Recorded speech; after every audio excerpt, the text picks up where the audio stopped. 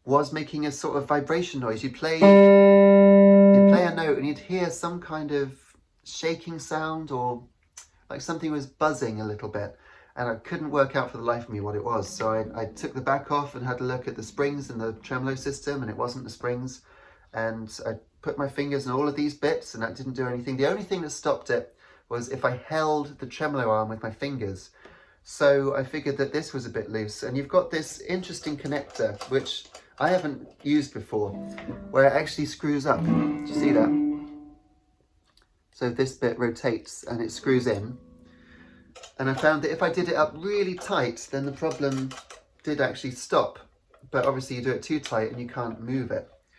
So what I did instead was to put a little bit of, I think it was card, down inside the tremolo, which is an old trick. We used to do that with my first Strat, which is over there.